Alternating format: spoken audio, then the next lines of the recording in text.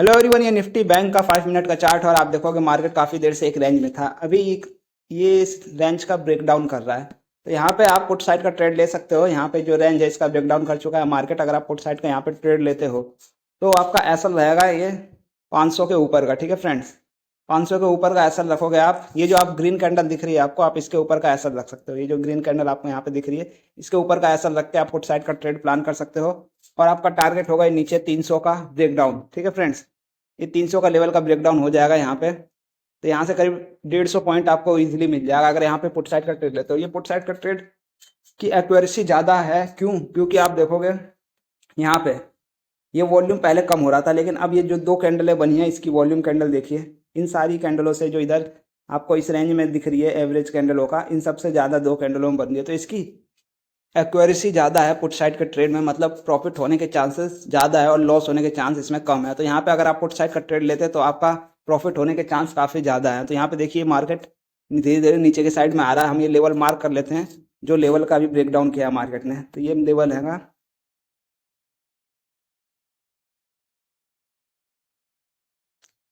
ये 52,444। इस लेवल का ब्रेकडाउन अभी मार्केट ने किया है। और यहाँ पे अगर आप एंट्री बनाते तो एसएल आपका कितने पॉइंट का बनता है, एसएल भी मार्क कर लेते हैं, एक सेकेंड।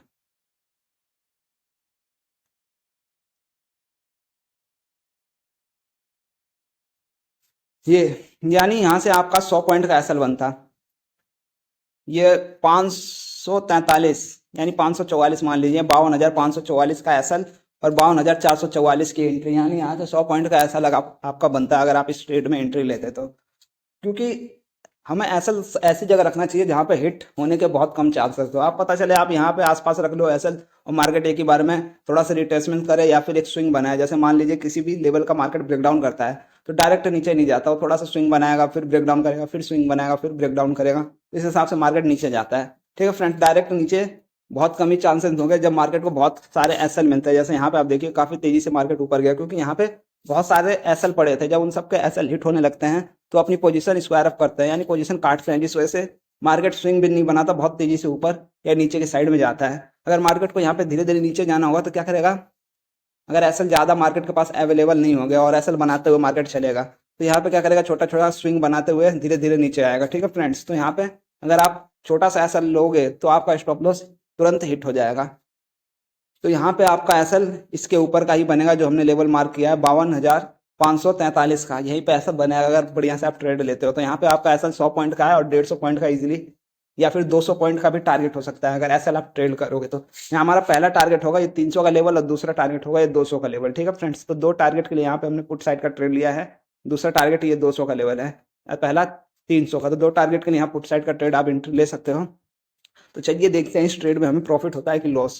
क्योंकि हमने बताया आपको कि इसकी एक्यूरेसी बहुत ज़्यादा है। क्योंकि आप देखोगे वॉल्यूम यहाँ पे इंक्रीज हो रहा है। ठीक है फ्रेंड्स, तो जहाँ वॉल्यूम आपको इंक्रीज दिखे, जैसे पहले वॉल्यूम कम था लेकिन अब धीरे धीरे आपको यहाँ पे क्या दिख रहा है? इंक्रीज हो रहा है वॉल्यूम। तो इसकी एक्यूरेसी ज़्यादा होगी बाकी ट्रेडों से। इसलिए वॉल्यूम इंडिकेटर एक बढ़िया इंडिकेट करता है कि कहाँ पे लोग ज़्यादा इंटरेस्टेड हैं, कहाँ पे लोग ज़्यादा एंट्री ले रहे हैं। ये वॉल्यूम कैंडलें बताती हैं हमें। तो वेट करते हैं अपने टारगेट का।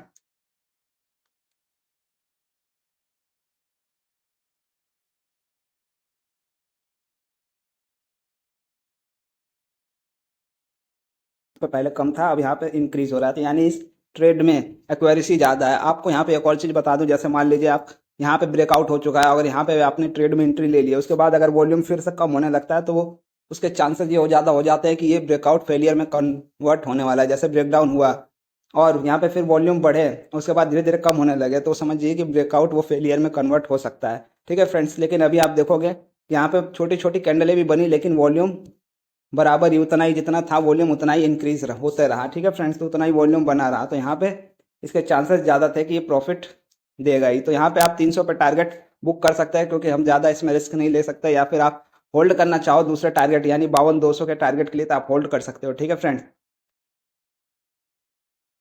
तो यहाँ पे देखिए मार्केट वापस से यहाँ पे होल्ड, यहाँ पे जो रेजिस्टेंस है एक यहाँ पे 52,240 का, वहीं से ये रिजेक्शन दे रहा है। लेकिन आप अगर होल्ड करना चाहो तो इसे होल्ड कर सकते हो, या तो प्रॉफिट बुक करना चाहो तो प्रॉफिट बुक कर सकते हो। ठीक है फ्रेंड्स, आने को ये 52,200 तक आ सकता है।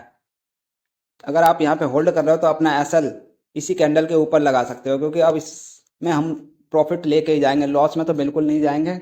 और इसमें जो भी है प्रॉफिट में ही ट्रेड कट करेंगे। ठीक है फ्रेंड्स, तो आप चाहे तो प्रॉफिट बुक कर सकते हो या फिर अपना एसएल ट्रेन कर सकते हो। मिलते हैं नेक्स्ट वीडियो में, धन्यवाद। और इस चैनल को लाइक और सब्सक्राइब करें।